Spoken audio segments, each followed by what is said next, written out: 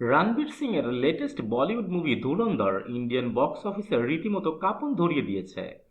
আর 3 দিন শেষে world wide box অফিসে কতই না হলো এই মুভির গ্রস ও নেট কালেকশন, সেটা নিয়ে আমাদের এখনকার আয়োজন। So let's go to the main topic.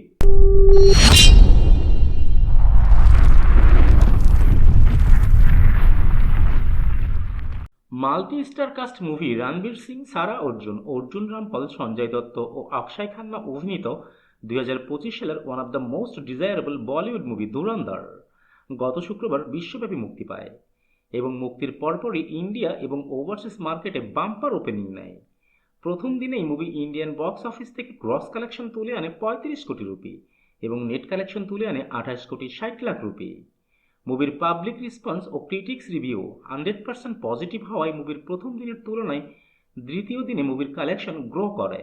আর দ্বিতীয় দিনে মুভি ইন্ডিয়ান বক্স অফিস থেকে গ্রস কালেকশন তুলে আনে 39 কোটি রুপি এবং নেট কালেকশন তুলে আনে 33 কোটি 10 লাখ রুপি। আর আজ ছিল মুভির তৃতীয় দিন। ইন্ডিয়া প্লাস ওভারসিজ মার্কেটে ছুটির দিন হওয়ায় আজ মুভি ইন্ডিয়ান বক্স অফিস থেকে গ্রস কালেকশন তুলে আনে 42 কোটি রুপি, যেটা নেট কালেকশন হিসেবে আসে 35 কোটি রুপিতে।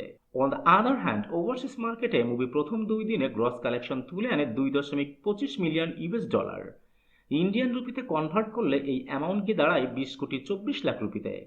আর আজ মুভি ওভারসিজ মার্কেট থেকে গ্রস কালেকশন তুলে আনে আরও 1.5 মিলিয়ন ইউএস ডলার বা 12 কোটি রুপি। আর 3 দিন শেষে ধুরন্ধরের ওয়ার্ল্ড ওয়াইড বক্স অফিসে টোটাল গ্রস কালেকশন গিয়ে দাঁড়িয়েছে 152 কোটি রুপি এবং নেট কালেকশন গিয়ে দাঁড়িয়েছে 112 কোটি রুপিতে।